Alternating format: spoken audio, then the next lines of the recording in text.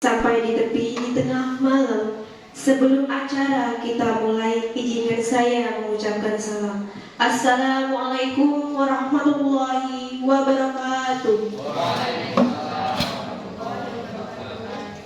Alhamdulillahirabbil alamin, wassalatu wassalamu ala asyrofil anbiya'i wal mursalin wa ala alihi washabihi rasulillahi ajmain. Amma ba'du.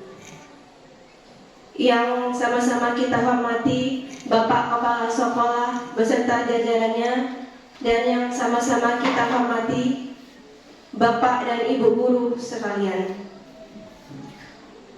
Puja dan puji syukur atas kehadirat Allah Subhanahu wa Ta'ala, karena berkat rahmat dan hidayahnya kita dapat berkumpul di ruangan ini dalam keadaan sehat walafiat. Salawat beriring salam tak lupa kita haturkan kepada junjungan alam, yakni Nabi besar Muhammad SAW, dengan sama-sama melafazkan Allahumma sholli ala sayyidina Muhammad wa ala ali sayyidina Muhammad. Semoga kita mendapatkan syafaatnya di yaumul akhir kelak. Amin ya rabbal alamin. Baiklah, langsung saja saya bacakan susunan acara. Yang pertama yaitu pembukaan yang sedang berlangsung. Acara yang kedua yaitu menyanyikan lagu Indonesia Raya. Hadirin diharap berdiri.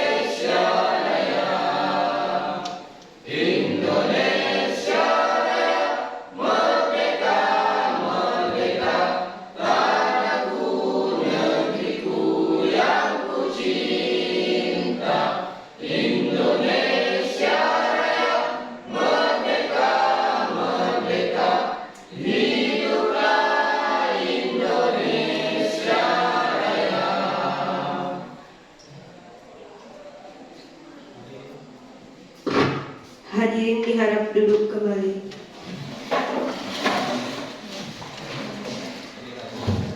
Acara yang ketiga yaitu sambutan oleh Bapak Kepala Sekolah, yaitu Bapak Muhammad Ifwandi SPD. Kepada Bapak disilahkan.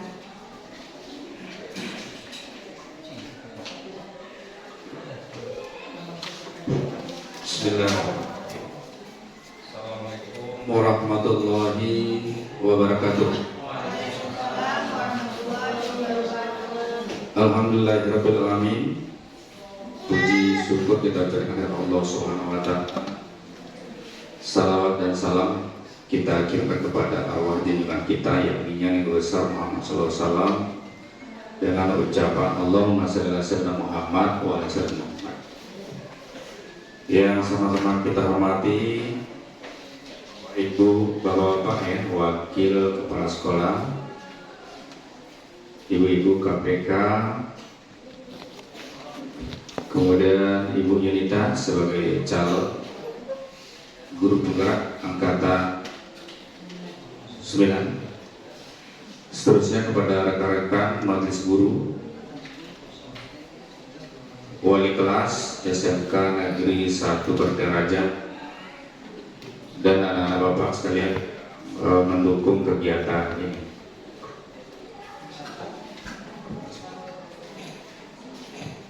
Alhamdulillah kita bisa melaksanakan acara ini karena didajak oleh calon guru penggerak SMK 1 Berderajat.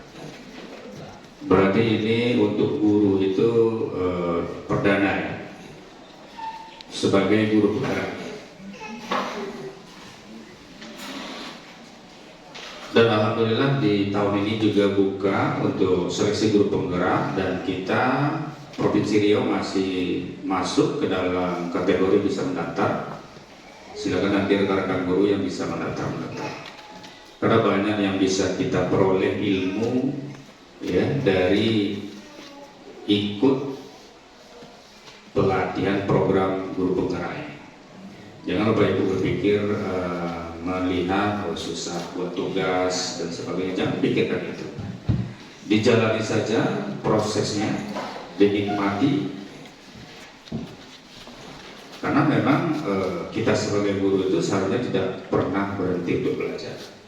Oke, sesuai dengan judul ya, aksi nyata dari guru penggerak pada siang hari ini yaitu budaya positif.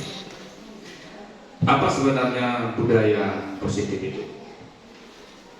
Budaya positif itu adalah pewujudan nilai-nilai dan keyakinan secara universal. Kita di sekolah ini ya, apa yang kita yakini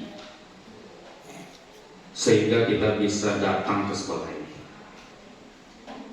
itu merupakan sesuatu nilai-nilai ya, nilai-nilai yang universal. Ini berarti kalau kita sebagai seorang yang beriman bertakwa kepada Tuhan Yang Maha Esa, maka di situ tuh banyak nilai-nilai yang perlu kita pelajari.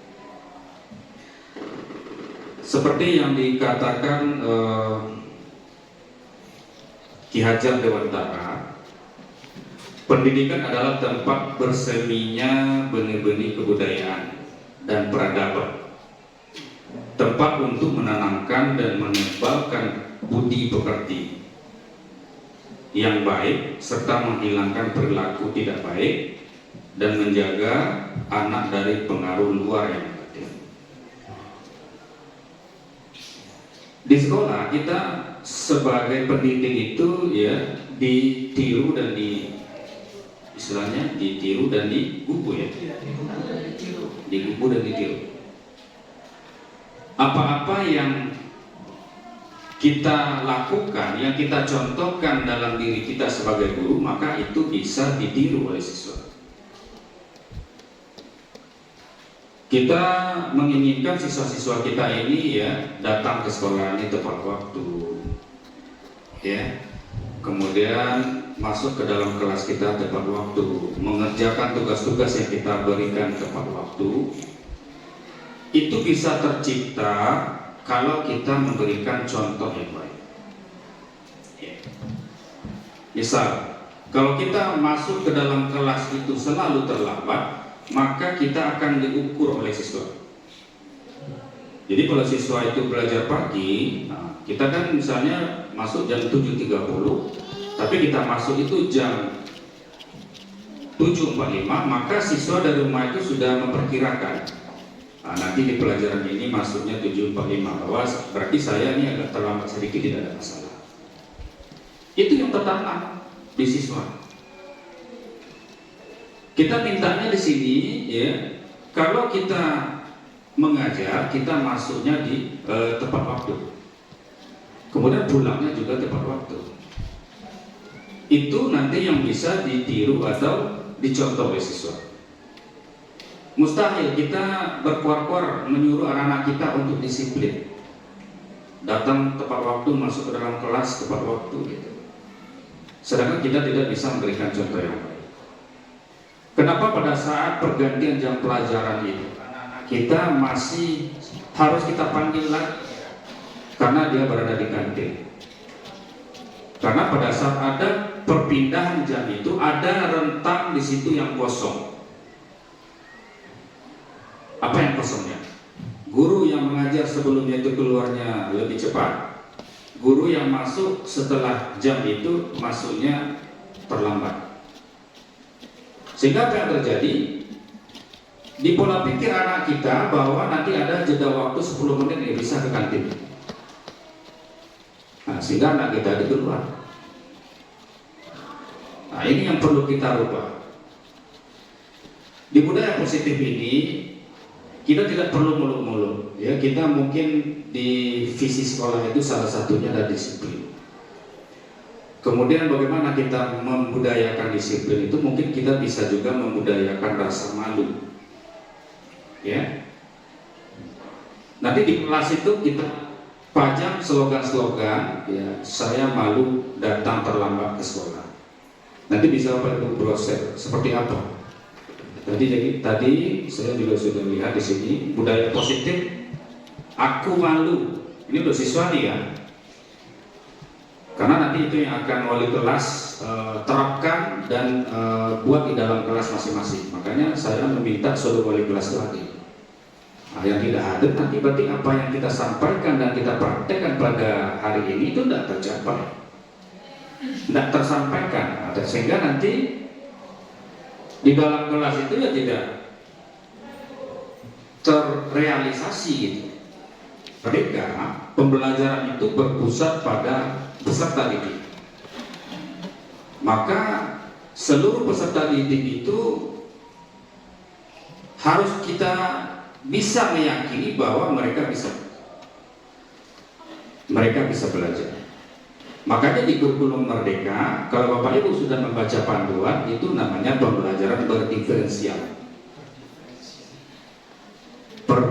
Pembelajaran berdasarkan kebutuhan murid. Ya. Kalau itu belum ada bagi Bapak Ibu hanya mengasih materi, ya, mau dapat oleh anak, mau enggak terserah. Kalau ditanya dari 36 siswa itu mana yang sudah menguasai materi Ibu ajarkan itu 80%, mana yang baru 5%, mana baru yang 10%. Kalau Bapak Ibu belum bisa menjawab, berarti Bapak Ibu mengajar itu hanya sebatas melepas tanggung jawab.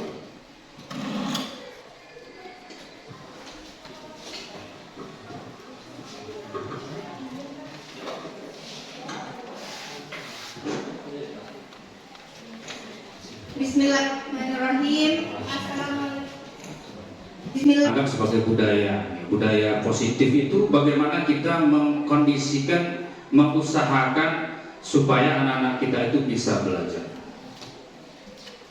dengan baik, dengan disiplin. Maka budaya-budaya positif di sekolah ini harus kita terapkan. Salah satu mungkin yang sudah bisa, anak-anak itu sudah mulai nampak budaya membuang sampah pada tempatnya. Ya, tapi perlu kita tingkatkan. Karena sekarang ini dalam satu pekan itu sampah plastik itu sudah mulai menumpuk, walaupun yang lama itu sudah kita buang. Buktinya di samping itu dia masih menumpuk karena kita tetap menggunakan plastik. Bapak Ibu, nanti juga akan disosialisasikan oleh Bu Tini itu gerakan atau gelitik, namanya gerakan tanpa sampah plastik.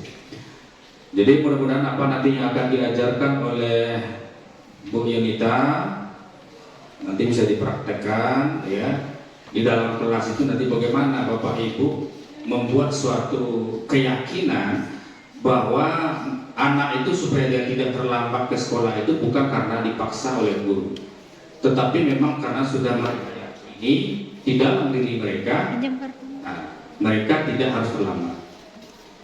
Bagaimana mereka nanti kayak di guru agama, di pelajaran agama, anak-anak itu sholat itu tidak ditinggalkan. Ketika ditanya itu di lapangan, siapa yang sholat subuh tadi? Tidak, beberapa orang yang tunjuk tangan, berarti tidak sholat. Bagaimana kita membuat mereka itu meyakini bahwa sholat itu memang kewajiban bagi mereka, bukan karena kita paksa.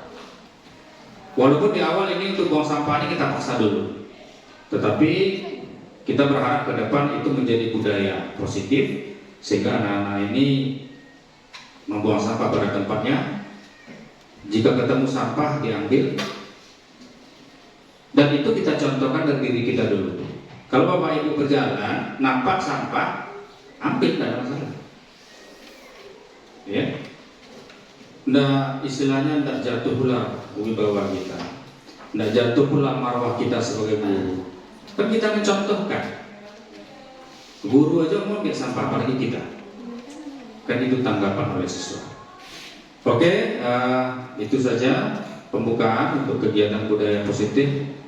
Nanti selanjutnya akan diteruskan oleh Bu Yudha. Sekian dari saya. Assalamualaikum warahmatullahi wabarakatuh.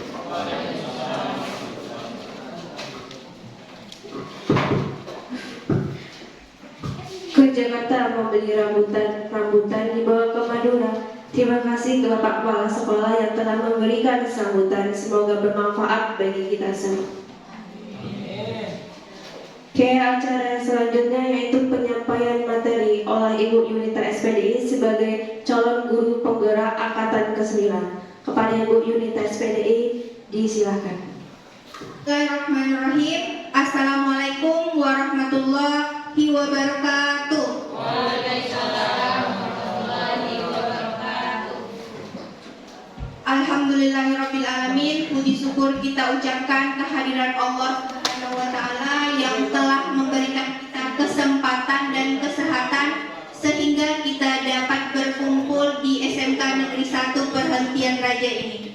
Selawat berangkaikan salam tidak lupa pula kita sanjungkan kepada junjungan alam yakni Nabi besar kita Muhammad sallallahu alaihi wasallam dengan ucapan Allahumma sholli ala sayyidina Muhammad wa ala ali sayyidina Muhammad. Semoga tetap tercurahkan kepada umatnya, kepada keluarganya sehingga kita akan mendapat syafaatnya di akhir kelak. Amin ya rabbal alamin.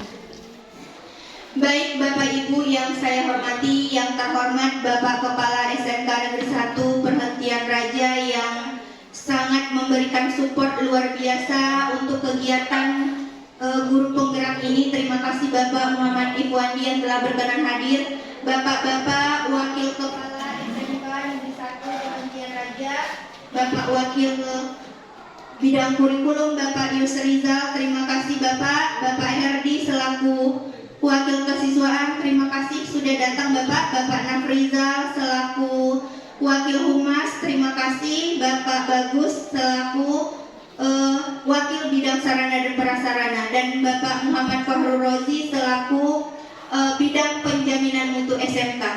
Dan juga yang saya banggakan Bapak-bapak dan Ibu-ibu rekan sejawat yang telah berkenan hadir untuk memenuhi undangan pada siang hari ini.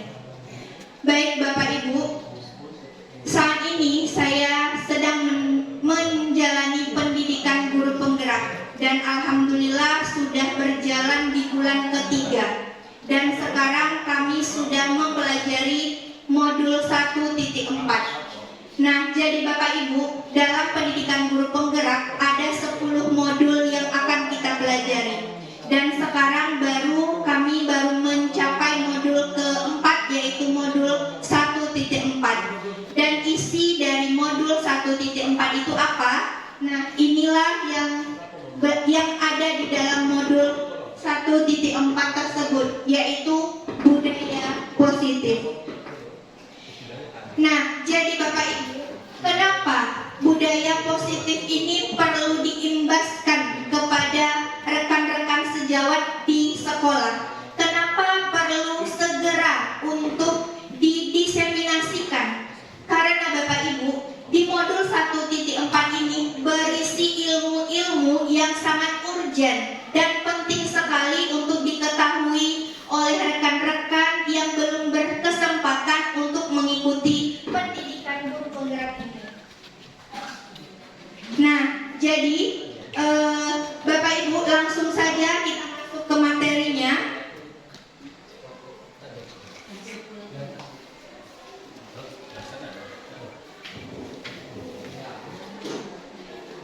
Nah,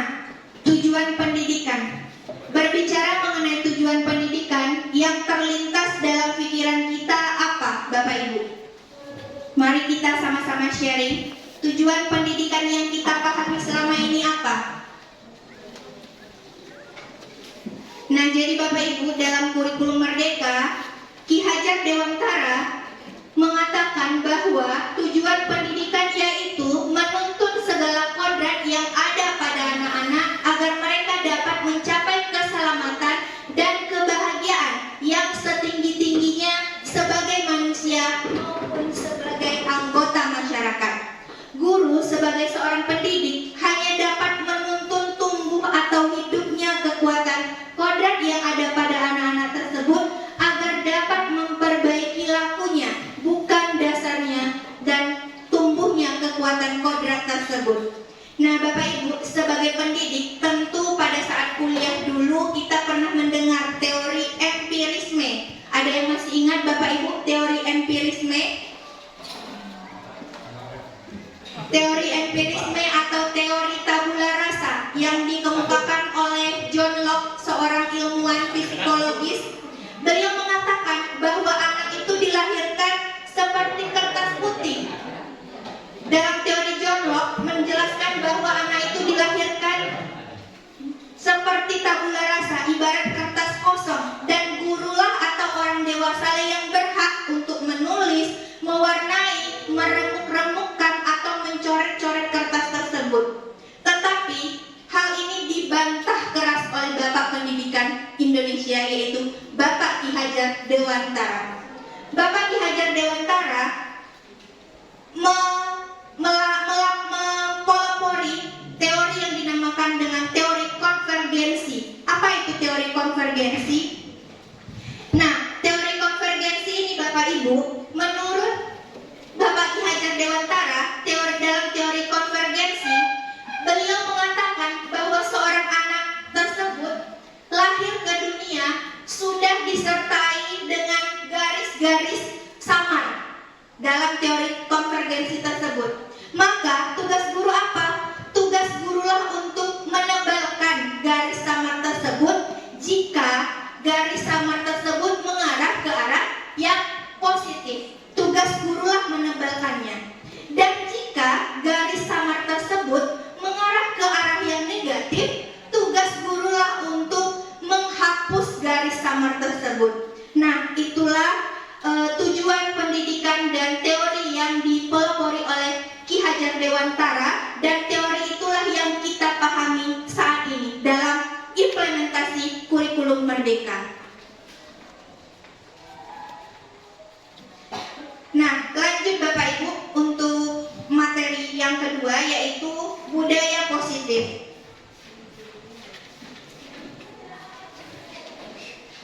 Apa itu budaya positif? Ada yang tahu Bapak Ibu apa itu budaya positif? Nah, budaya positif adalah nilai dan kebiasaan di sekolah yang berpihak pada murid agar mereka dapat tumbuh menjadi pribadi yang kritis, penuh hormat, bertanggung jawab sesuai dengan profil pelajar Pancasila. Nah, jadi Bapak Ibu, kembali lagi kepada filosofi pendidikan Ki Hajar Dewantara. Ki Hajar Dewantara Bapak Ibu mengibaratkan bahwa pendidikan ini adalah sebagai ladang atau sawah, dan guru diibaratkan sebagai seorang petani, dan murid diibaratkan sebagai biji tumbuhan. Jika murid tersebut yang diibaratkan sebagai biji ini adalah biji padi, kita tidak bisa menuntunnya untuk menjadi biji jagung.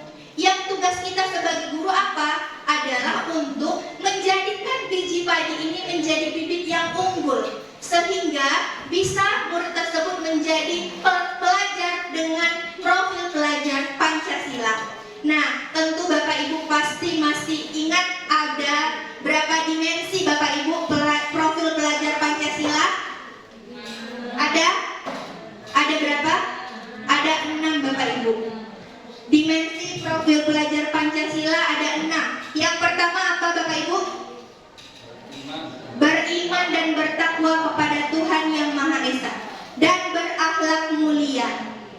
Oke, Bapak Ibu, saya punya lagunya. Boleh izin berdiri sebentar biar kita semangat, biar nggak loyo Bapak Ibu.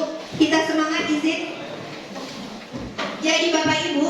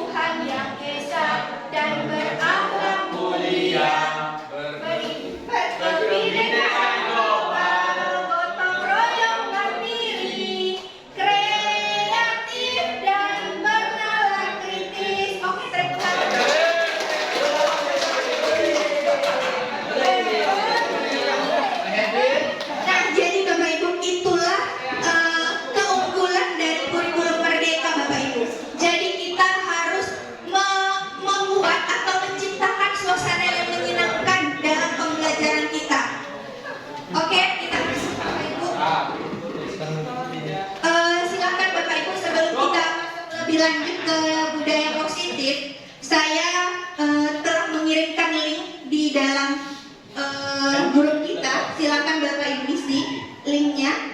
Sudah saya titipkan di grup. Silakan Bapak Ibu isi. Menurut Bapak Ibu, apakah hukuman dapat mendisiplinkan murid? Dapat. Oke, silakan Bapak Ibu, silahkan diisi Mentimeter. Nah, ini juga kami pelajari Bapak Ibu dalam pendidikan guru penggerak. Jadi banyak sekali ilmu yang bisa kita dapatkan dari pendidikan guru penggerak ini. Kita jadi paham memanfaatkan IT. Banyak aplikasi-aplikasi baru yang kita pelajari. Silahkan Bapak Ibu. Menurut Bapak Ibu, apakah hukuman dapat mendisiplinkan murid? Dapat. Diketik. Ada juga option nih. Hah? Kalimat harus diisi. Boleh satu. Boleh satu. Nih langsung nih Bapak Ibu. Dapat. Dapat, bisa. Keren. Tidak. Ada yang beranggapan bisa, ada yang beranggapan tidak. Bisa sekali. Gas. Keren.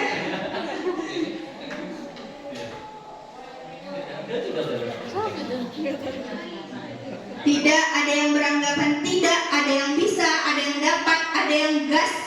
Ada lagi? Berarti ibu-ibunya dukung dulu ya.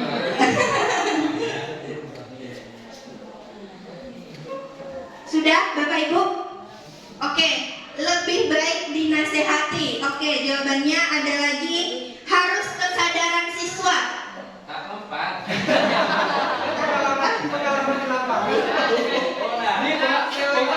Ini pengalaman empiris langsung aja. Iya, betul. Ada lagi? Oke. Udah cukup ya Bapak Ibu. Nah, jadi Bapak Ibu, di dalam filosofi pendidikan menurut Ki Hajar Dewantara Bapak Ibu, sebenarnya kita tidak boleh menghukum murid. Jadi jawabannya adalah tidak. Karena yang harus kita lakukan apa? Kita harus memunculkan motivasi intrinsik dari dalam diri peserta didik tersebut. Nah, itulah yang akan kita pelajari Bapak Ibu di diseminasi budaya positif ini. Ada beberapa hal yang akan kita pelajari. Yang pertama tadi perubahan paradigma belajar. Nah, jadi Bapak Ibu, saya ingin bertanya nih. Kita tentu sudah mengenal dengan istilah student center atau teacher center. Nah, jadi Bapak Ibu, di dalam kelas Bapak Ibu sekarang, Bapak Ibu sudah menerapkan student center kah atau masih teacher center? Campuran. Kadang teacher, kadang student, gitu ya Bapak? Teacher dan student. Yang mana? Teorinya kadang kita nggak coba, kadang siswa juga kita aktifkan.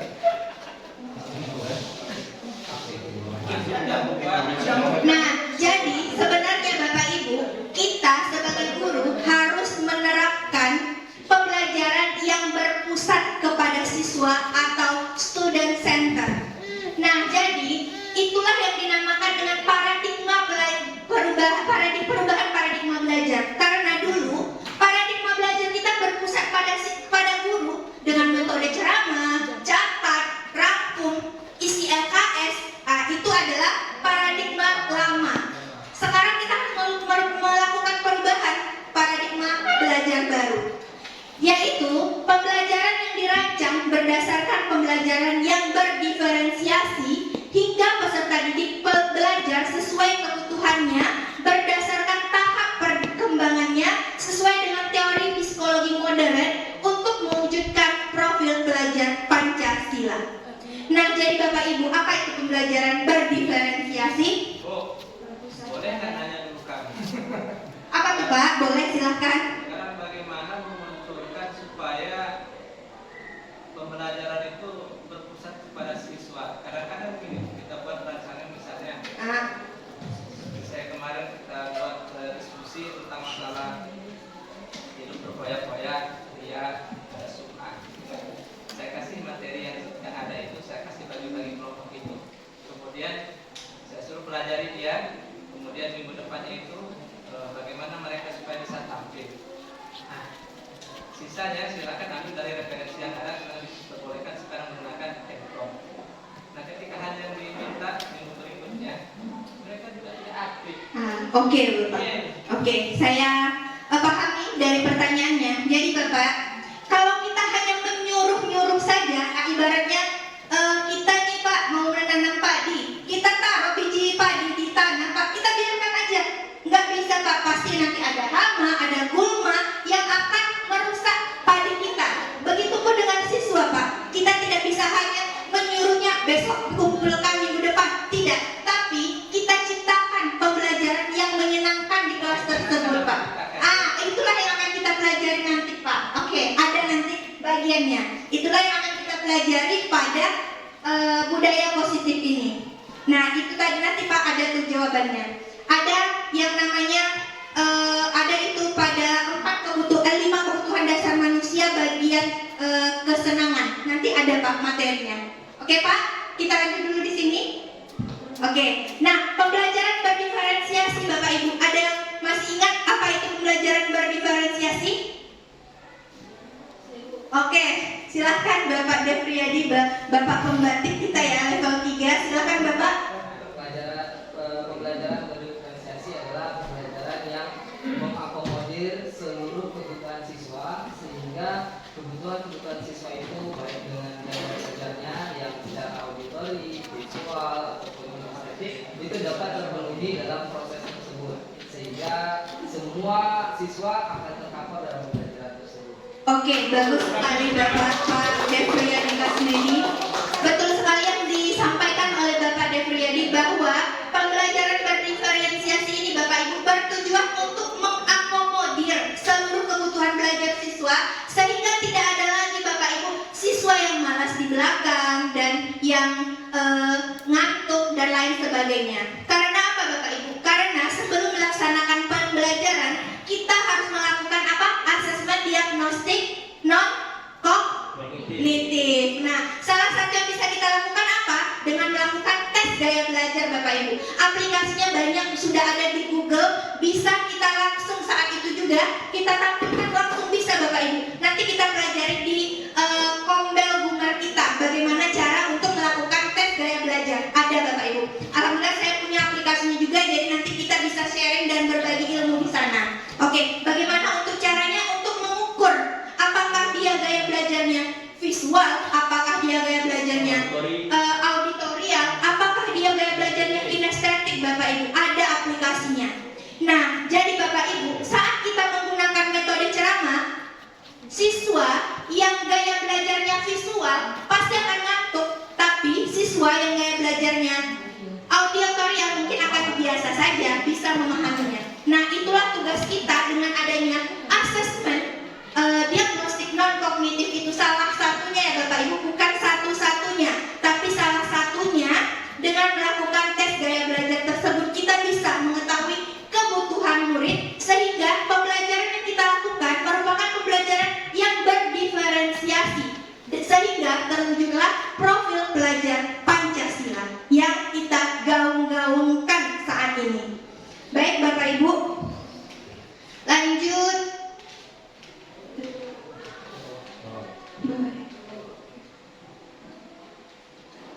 Oke, nah sekarang permainan coba buka. Sekarang Bapak Ibu, kita coba, kita kepalkan satu tangan Bapak Ibu. Kepalkan. Bayangkan bahwa Bapak Ibu menyimpan sesuatu yang sangat berharga di dalam kepalan tangan tersebut. Bapak Ibu perlu menjaga benda tersebut sekuat tenaga, karena begitu pentingnya kehidupan Bapak Ibu, bagi kehidupan Bapak Ibu. Kemudian bayangkan seseorang nih, misalnya Pak Yus, ingin membuka kepala saya, ingin membuka kepala tangan saya tersebut dengan cara membujuk, misalnya menghardik, mengintimidasi, memarahi, bahkan menawarkan uang kepada kita agar bisa membuka kepala tersebut. Apa yang akan Ibu lakukan? Bapak Ibu lakukan. Misalnya nih, ini sangat berharga Bapak Ibu bagi kehidupan kita. Dan Pak Yus misalnya ingin mencoba membuka dan mengambil yang sedang kita genggam ini. Apa yang kita lakukan? Tetap mempertahankan. Oke, bagus Bu Indah.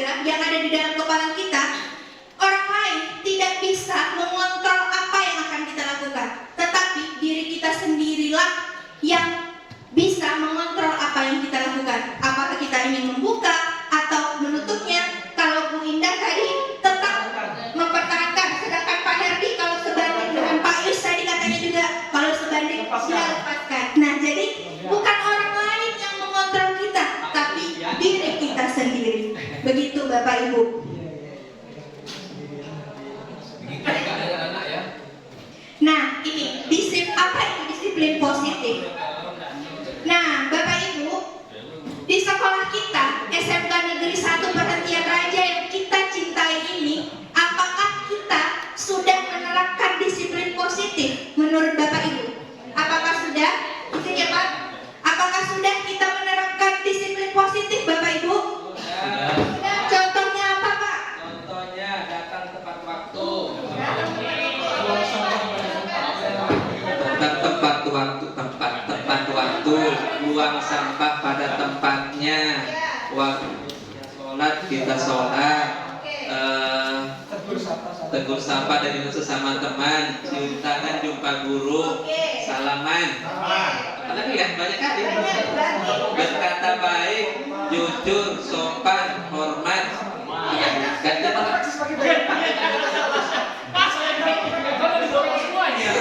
Oke Bapak, terima kasih Pak Herdi, tepuk tangan untuk konkret keseluruhan kita.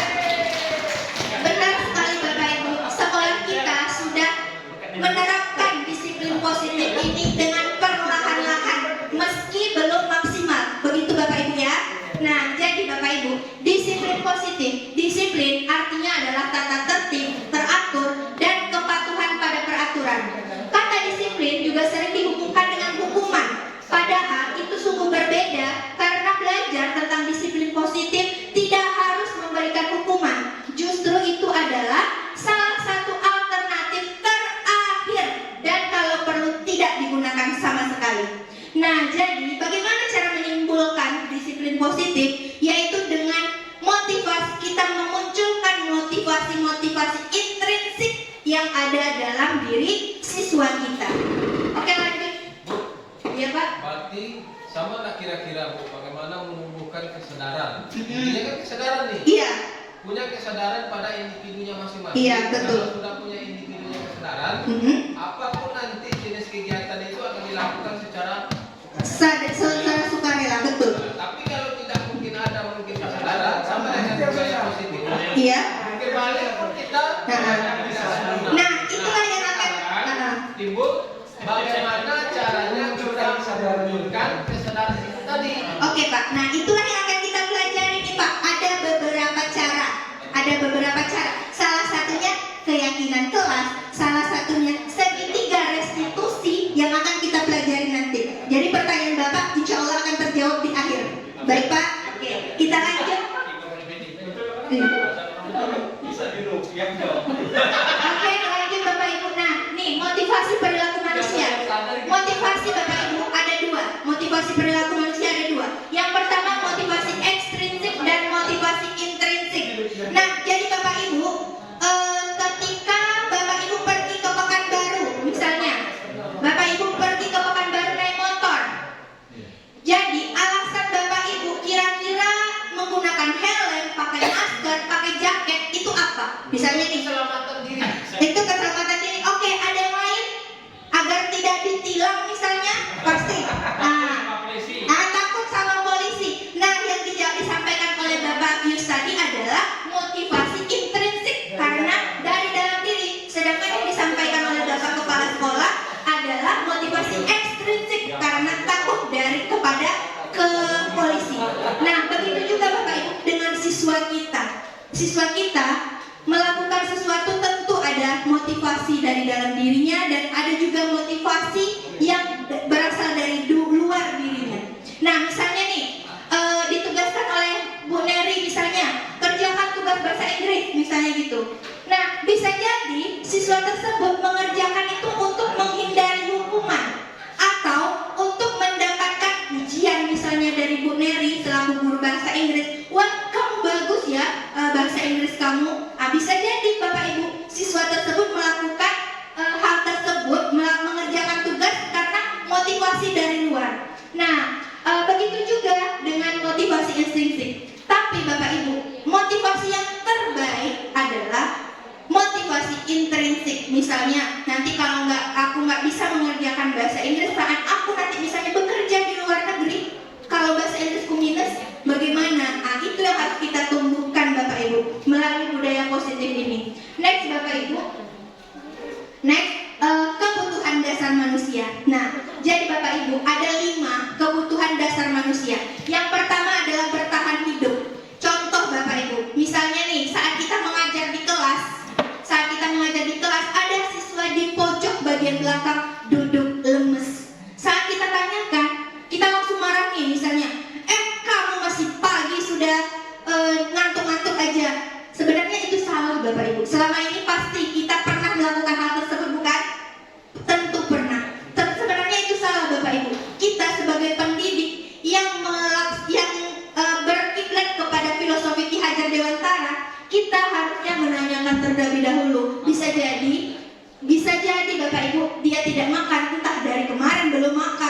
Jadi itulah kebutuhan dasar manusia yang pertama, itu bertahan hidup. Misalnya makanan, pakaian, tempat tinggal, kesehatan, dan keamanan. Yang kedua yaitu rasa sayang dan rasa diterima. Misalnya nih Bapak Ibu, saat kita melakukan pembelajaran, ada siswa yang ayo berkelompok. Misalnya kita ingin meminta mereka untuk berkelompok, tapi dia tetap saja tidak enggan-engganan, misalnya lambat-lambat saja, atau bahkan tetap tidak mau. Nah Bapak Ibu, sebenarnya yang dibutuhkan oleh siswa tersebut adalah kebutuhan rasa kasih sayang dan rasa diterima. Apa yang harus kita lakukan?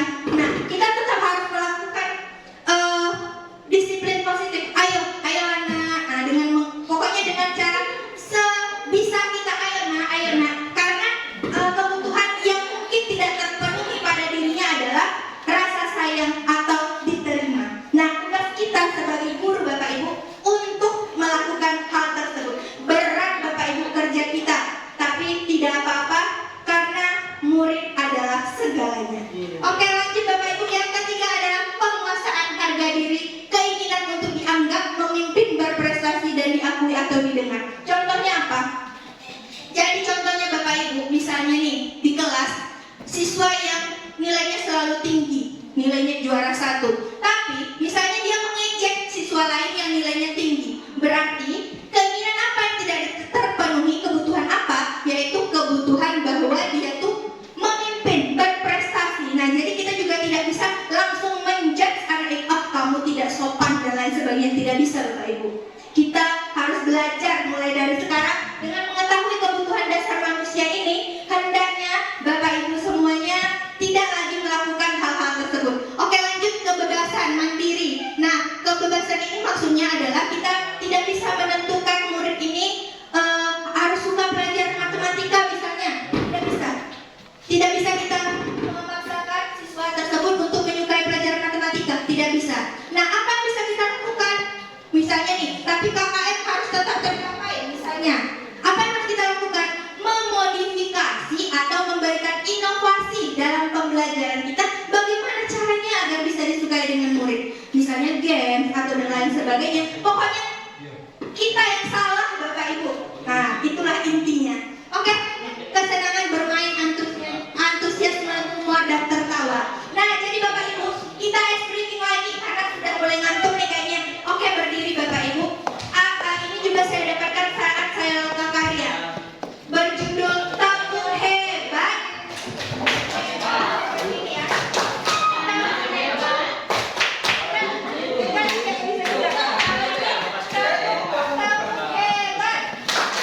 Kamu hebat. Kamu hebat. Semua hebat. Yes.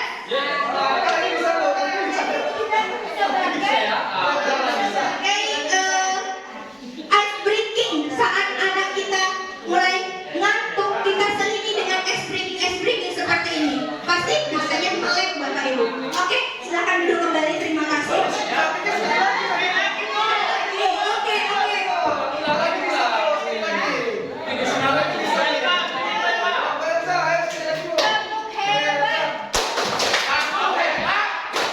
Kamu hebat. Itulah Bapak Ibu yang harus kita lakukan di kelas sehingga pembelajaran kita menjadi pembelajaran yang menyenangkan, sehingga terpenuhilah Bapak Ibu semua kebutuhan dasar manusia pada murid kita.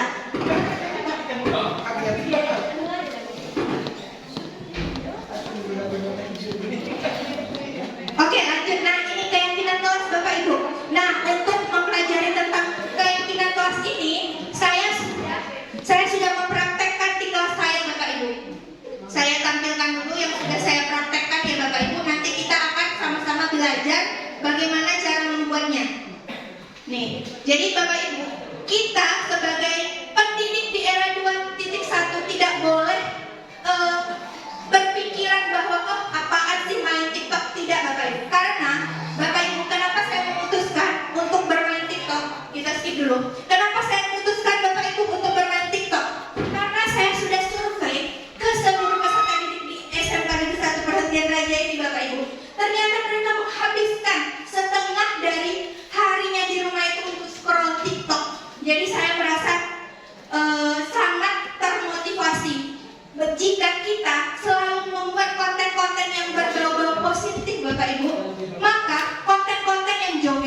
oke, dan lain sebagainya dapat hilang dari peredaran. Makanya kita Bapak Ibu, ayo Bapak Ibu, kita harus segera agar kita tidak ketinggalan dari siswa. Jadi itulah sebagai edukasi yang bisa kita lakukan. Nah, oke Bapak Ibu, kita lanjut ya. Ini adalah kesepakatan kelas yang sudah, keyakinan kelas yang sudah saya tampilkan di kelas saya. Oh, itu siswa sendiri yang Iya, oke. Bisa nggak ya?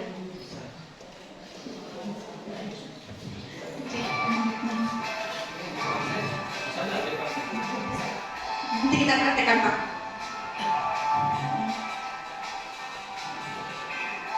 Nah, jadi ada cap stempelnya Bapak Ibu. Oke. Dan itu yang sudah saya praktekkan di kelas saya. Nah, sekarang kita akan belajar Bapak Ibu bagaimana sih cara untuk membuatnya. Nah, jadi saya sudah punya nih sticky note yang sticky note. Bapak Ibu tolong dong penanya. ya tadi. Penanya.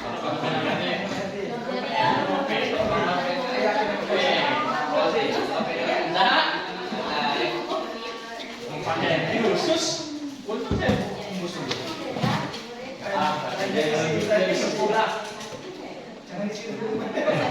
Saya fasilitasi. Ada kamu nulis apa? Keyakinan kelasnya. Boleh minta bantu. Isi ya Bu. Ya, silahkan Bapak Ibu isi. Apa isi Bu? Keyakinan Isinya Pak Det. Isi ada. Yang penting asal cocok. Impian kelas ini ibaratnya Bapak Ibu adalah sebagai siswa sekarang ini.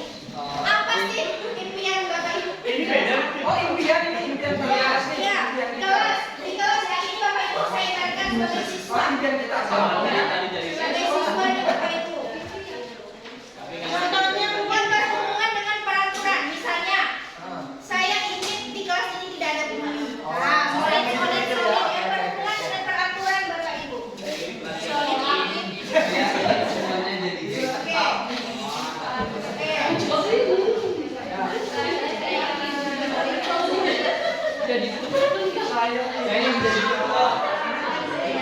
Oke, dan silakan Bapak Ibu. Contohnya misalnya saya tidak ingin saling mengejek di kelas, atau misalnya saya tidak ingin kelas ini ribut, atau saya tidak ingin kelas ini banyak sampah dan lain sebagainya. Bapak Ibu bebas ya.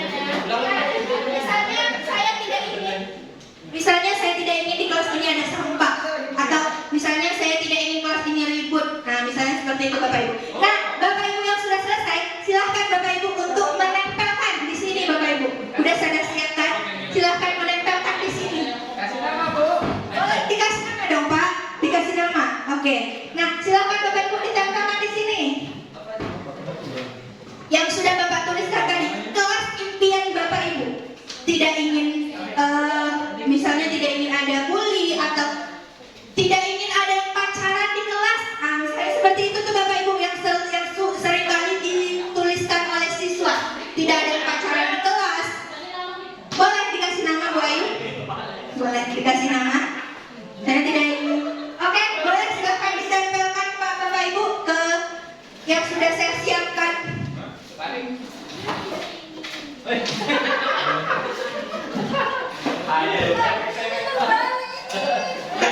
Saya hebat, kamu hebat, semua hebat. Oke, gitu ya Bapak Ibu. Ya, silakan Bapak Ibu ditempelkan pada yang sudah disiapkan.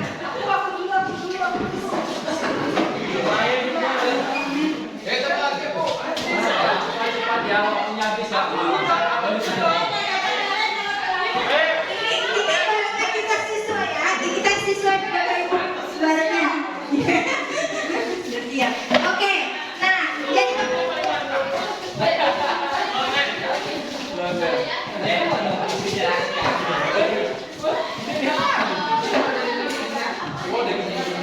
jadi Bapak Ibu, seperti itulah yang bisa kita lakukan saat di kelas nanti Bapak Ibu. Agar apa Bapak Ibu? Kenapa harus keyakinan kelas? Oke, saya mau bertanya, kenapa sih harus keyakinan kelas? Allah Bu Yunita pengen gaya-gayaan aja, kenapa nggak sih peraturan aja? Kenapa sih harus keyakinan? Agar kesadarannya munculnya dari dalam. Oke, bagus sekali Bapak. Karena agar kesadaran, karena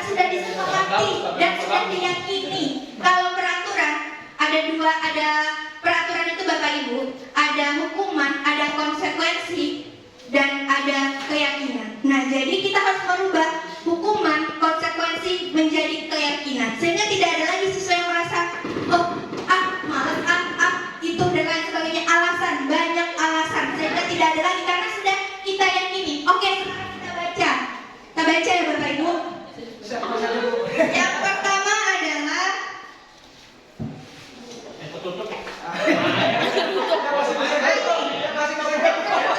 ini dari siapa ini? Oke, ini ada nih sampel dari Bang D. Oke, Bang D ini Bang Dede ya. Oke, saya ingin kelas kita paling kreatif dan bersih di sekolah.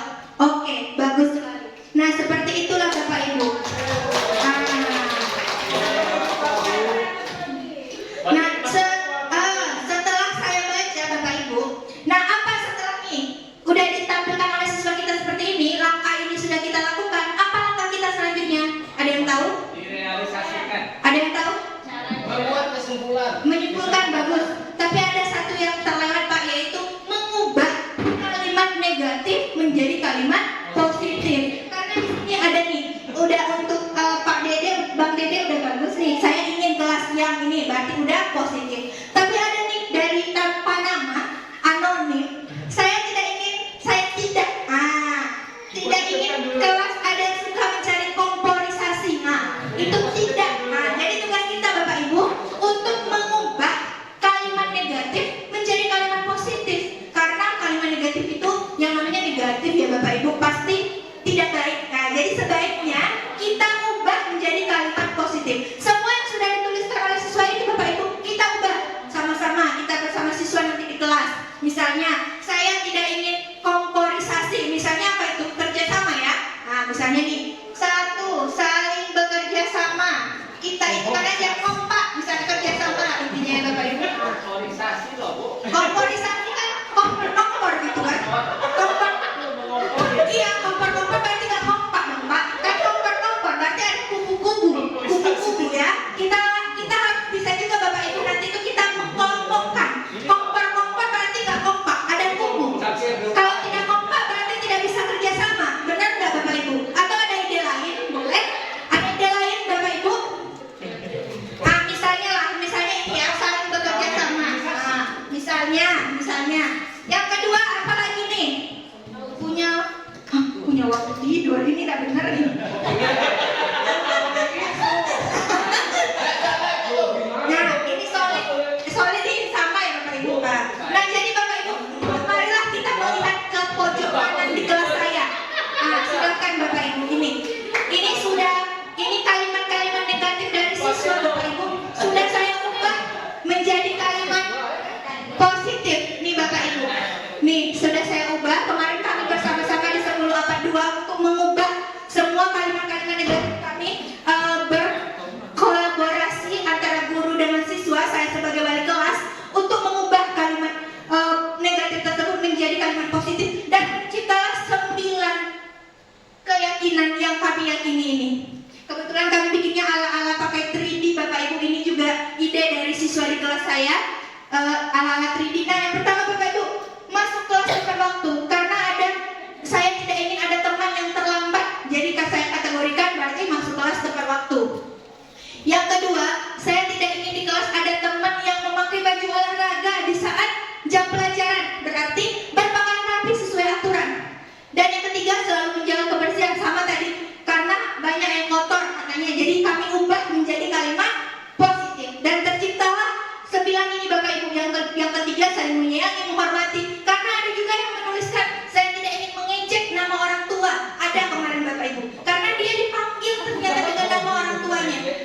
Makanya dia menuliskan seperti itu. Makanya saat kami simpulkan, saling menghormati, menghargai, dan menyayangi.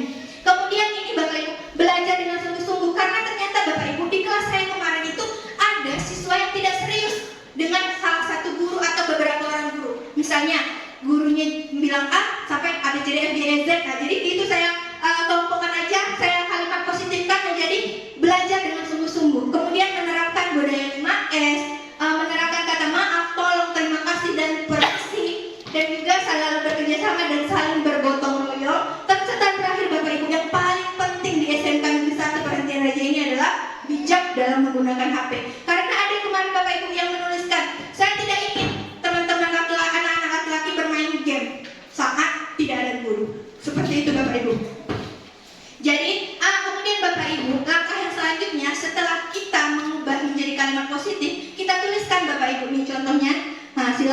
Bapak Ibu praktekkan, bisa Bapak Ibu lebih kreatif lagi, pasti bisa. Sudah misalnya seperti itu, nanti dituliskan. Nah setelah itu Bapak Ibu, kita siapa yang meyakini? Kita mulai dulu dari kita sebagai wali kelas nih. Saya kemarin idenya tuh kita pakai cap jari aja Bu. Oke, nah jadi saya cap jari. Ini saya suruh anak-anak masing-masing ke depan untuk melakukan cap jari. Karena dengan diyakini seperti ini Bapak Ibu, berarti dia sudah berjanji atau diyakininya, disetujuinya. Maka sehingga diharapkan dengan hal-hal seperti ini, dengan adanya keyakinan kelas, ketidakdisiplinan dapat terberantas. Begitu Bapak Ibu. Oke?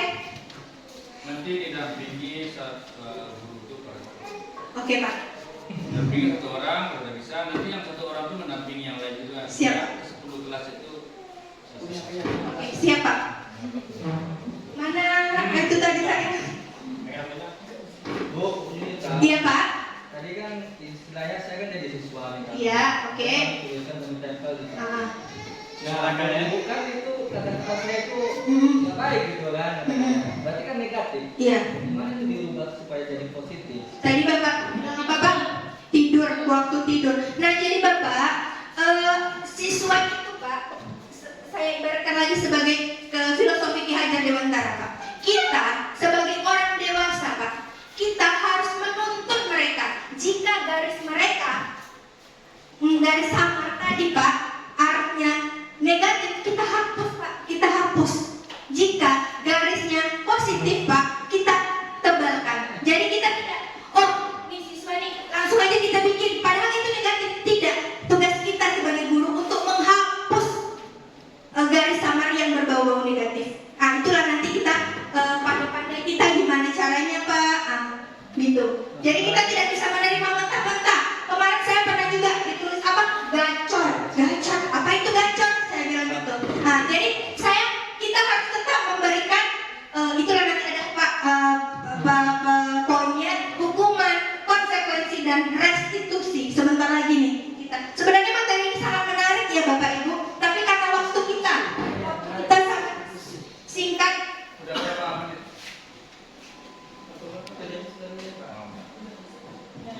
Tapi belum selesai sampai akhir Pak. Oke, nah ini juga Bapak Ibu, posisi kontrol. Posisi kontrol Bapak Ibu, saya punya YouTube. Gimana nih Pak, udah azan? Tapi belum selesai. Bahasanya. Kita Sedikit betul lagi. itu. Materi yang penting. Atau nanti di WA saja lanjut untuk video-video. Oh iya, videonya dari WA saja boleh Pak? Oke, siap Pak. Video diskusi, kontrol. Gimana nih Pak? Jadi belum Pak. Selanjutnya. Iya betul. Iya. Selanjutnya. Nanti dari LMS download. Nanti Iya, udah Pak. Di escape dulu Pak. Kayaknya escape. Oke. Nah, jadi Bapak Ibu, posisi kontrol. Nah, jadi Bapak Ibu ada 5 posisi kontrol.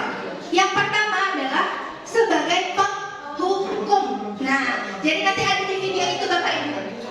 Gimana sih contoh yang ini Bapak Ibu nih contoh kasus. Anggaplah kita sudah menonton videonya ya Bapak Ibu. Nih kita contoh kasus. Patuhi aturan sekolah, lalu berdiri di depan kelas sampai jam pulang sekolah. Nah, jadi Bapak Ibu kira-kira ini posisi kontrolnya apa? Penghukum. Penghukum, betul sekali Bapak Ibu. Oke, kita cek. Bapak tolong ya Pak. Nah, oke, posisi penghukum. Lanjut Pak. Oke, yang kedua.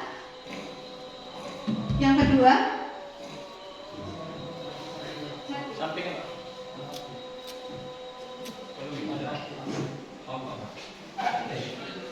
Ada 5 posisi kontrol Bapak Ibu. Yang pertama adalah penghukum. Yang kedua adalah pembuat rasa bersalah.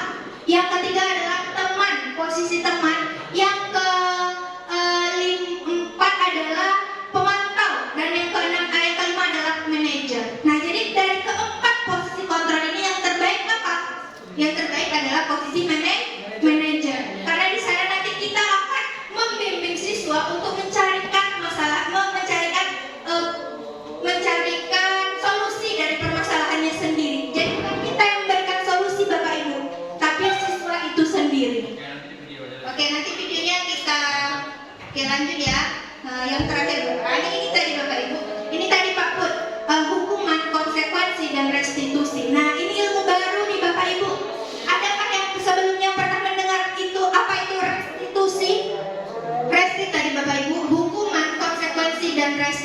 restitusi. Nah, selama ini kita cuma mendengar hukuman dan konsekuensi. Hukuman itu misalnya Bapak Ibu nih, misalnya ada yang terlambat.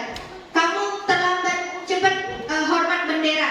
Itu misalnya adalah hukuman Bapak Ibu. Tapi jika konsekuensi itu apa? Konsekuensi itu contohnya yang sudah tertulis, yang sudah dilakukan oleh Pak Herdi. Nah, itu adalah konsekuensi. Jika terlambat, konsekuensinya apa? Nah, itu juga boleh sebenarnya. Tapi yang paling baik adalah restitusi. Apa itu restitusi? Nih, Bapak Ibu. Restitusi adalah proses menciptakan kondisi bagi murid untuk memperbaiki kesalahan mereka sehingga mereka bisa kembali pada kelompok mereka dengan karakter yang lebih kuat. Restitusi juga merupakan proses kolaboratif yang mengajarkan murid untuk mencari solusi dari masalah mereka. Nah, jadi dalam pendidikan guru penggerak ada 3 atau segitiga restitusi yang namanya Bapak Ibu. Yang pertama adalah segitiga restitusi itu berbentuk segitiga Bapak Ibu, seperti ini. Yang pertama adalah menstabilkan identitas. Jadi saat siswa melakukan kesalahan, hal pertama yang harus kita lakukan adalah menstabilkan identitas yang salah tadi.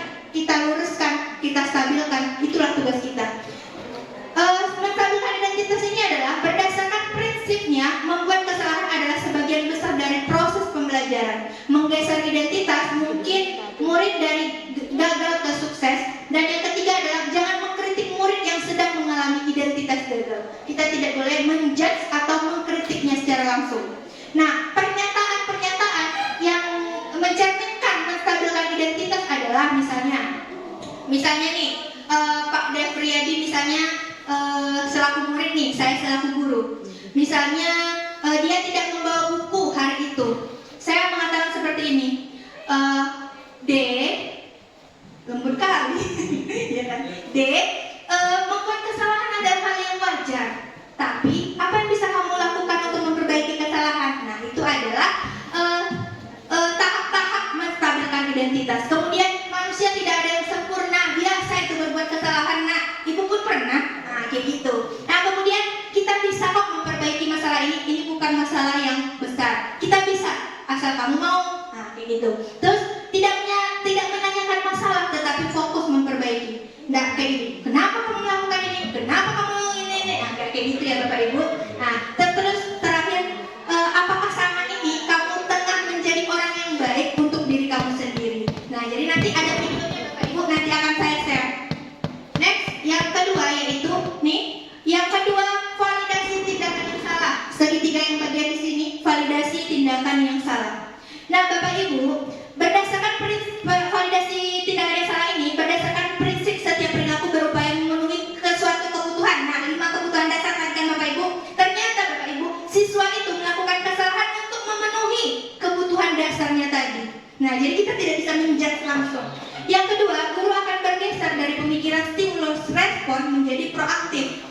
Yang ketiga, mengenali dan mengakui kebutuhan murid itu dapat memperbaiki hubungan dengan murid. Yang keempat, pertanyaan atau pernyataan yang disampaikan dengan nada tidak menghakimi atau memojok. Biasanya kan kita, kamu ini, kayak gitu. Nah, kayak gitu mulai sekarang lagi Bapak Ibu. Nah, kayak gitu. Karena ternyata Bapak Ibu, bullying secara verbal atau psikis itu lebih menyakitkan. Nah, oke Bapak Ibu lanjut. Contoh pernyataannya apa? Kamu bisa saja lebih gegabah dari ini. Untung saja kamu tidak sampai memukulnya. Misalnya nih, ada siswa kita yang berantem Bapak Ibu. Untuk memvalidasi tindakan yang salahnya, apa yang kita lakukan dengan mengucapkan pernyataan? Untung saja kamu tidak sampai memukulnya. Untung saja kamu cuma menggebrak meja. Nah, misalnya seperti itu. Nah, yang kedua, masih ada untungnya, betul. Kamu melakukannya bukan tanpa alasan tertentu, pasti ada alasannya, gitu. Terus selanjutnya, kamu melakukannya karena mempertahankan sesuatu yang penting. Tentunya kamu melakukan itu karena mempertahankan sesuatu yang penting, bukan? Nah, pasti nanti dia iya Bu, masa dia ngejek-ngejek saya? Nah, kayak gitu. Nanti pokoknya ada videonya Bapak Ibu, nanti saya contohkan. Ada juga yang sudah saya buat sendiri. Nah, lanjut Bapak Ibu, yang terakhir yaitu segitiga restitusi. Bagian yang terakhir adalah menanyakan keyakinan. Nah, jadi Bapak Ibu, dalam tahap menanyakan keyakinan ini, siswa hendaknya dapat termotivasi secara intrinsik dari dalam diri dia, bukan dari luar lagi. Dan yang ketiga yaitu identitas sukses telah stabil kembali, maka murid telah siap kembali mengaitkan keyakinannya dengan tindakan yang salah. Nah, misalnya pernyataannya apa? Sebagai di kelas, apa yang kita kayakini? Kita kaitkan Bapak Ibu dengan keyakinan kelas yang kita buat. Kita kaitkan kembali nilai-nilai apa yang telah kita sepakati. Nah, kita kaitkan, kita minta dia untuk menyebutkan apa sih keyakinan kita di kelas. Nah, jadi dengan demikian Bapak Ibu, terciptalah seperti apa gambaran sebuah kelas yang ideal bagi kamu. Kamu ingin menjadi orang seperti apa? Nah, jadi inilah yang dinamakan dengan restitusi Bapak. Ada 3 tahapan. Yang pertama apa? Menstabilkan identitas. Yang kedua, validasi tindakan yang salah. Dan yang ketiga adalah menanyakan keyakinan. Oke Bapak Ibu, nah terima kasih Bapak Ibu, kita sudah sampai di akhir. Nah, jadi ada renungan akhir yang ingin saya sampaikan Bapak Ibu. Murid mungkin saja Bapak Ibu akan lupa dengan materi apa yang kita sampaikan hari ini, tetapi dia tidak akan pernah lupa apa perlakuan kita terhadap dia. Benar nggak Bapak Ibu? Oke, tepuk tangan untuk kita semua. Murid bisa jadi lupa Bapak Ibu, misalnya Bu Ayu nih ngajarin matematika, bisa jadi dia lupa, besok nggak lagi. Tapi perlakuan Bu Ayu hari ini akan diingatnya sampai mati. Begitu Bapak Ibu. Nah, semoga Bapak Ibu dengan adanya disiplin positif ini Bapak Ibu, budaya positif, dan sudah didiseminasikan, nanti kita sharing lagi karena waktu yang sangat terbatas juga Bapak Ibu, sehingga kita tidak bisa terlalu panjang lebar di sini Bapak Ibu. Nah, jadi Bapak Ibu, sebelum saya akhiri, saya ingin membacakan sebuah pantun yang sudah saya ciptakan Bapak Ibu. Setelah angka 10 ada angka 11. Setelah angka 11 ya 12. Dengan adanya keyakinan kelas, ketidakdisiplinan dapat terberantas. Oke, tepuk tangan untuk kita semua Bapak Ibu. Nah, satu lagi Bapak Ibu, jalan-jalan ke kota Rengat, singgah sebentar membeli bunga. Marilah kita kompak dan bersemangat untuk mewujudkan murid yang merdeka. Terima kasih Bapak Ibu atas antusiasnya yang luar biasa hari ini. Semoga kita dapat menjadi guru yang selalu menginspirasi murid-murid kita. Amin ya rabbal alamin. Saya akhiri, jika saya ada salah-salah kata Bapak Ibu, berdirinya saya di sini bukan karena saya lebih pintar, bukan karena saya ingin sombong, bukan Bapak Ibu, tapi hanya sekedar berbagi, berkolaborasi, berbagi apa yang sudah saya dapatkan, sehingga saya imbaskan kepada rekan-rekan sejawat dan juga akan saya praktekkan kepada murid saya. Oke Bapak Ibu. Tahun depan yang guru penggerak tetap sekarang ya seperti ini. Oke Bapak Ibu, semoga kita semua Bapak Ibu selalu menjadi pembelajar sepanjang hayat, karena Bapak Ibu kita harus selalu mengupgrade dan mengupdate ilmu kita. Tidak bisa stuck di sini-sini saja Bapak Ibu. Dengan cara seperti inilah ilmu kita akan bertambah dan bertambah, sehingga kita tidak guru yang stuck di sini aja. Kita tanamkan dalam hati kita pembelajar sepanjang hayat. Terima kasih Bapak Ibu. Akhir kata, assalamualaikum warahmatullahi wabarakatuh.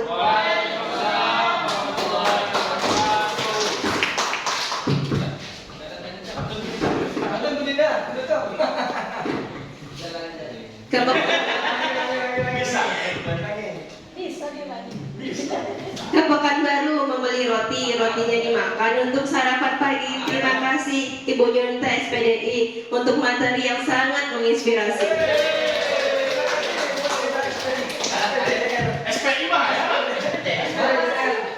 Buah nanas, buah ceri dimakan pakai gula, enak sekali. Cukup sekian acara hari ini, semoga dapat berjumpa di lain hari.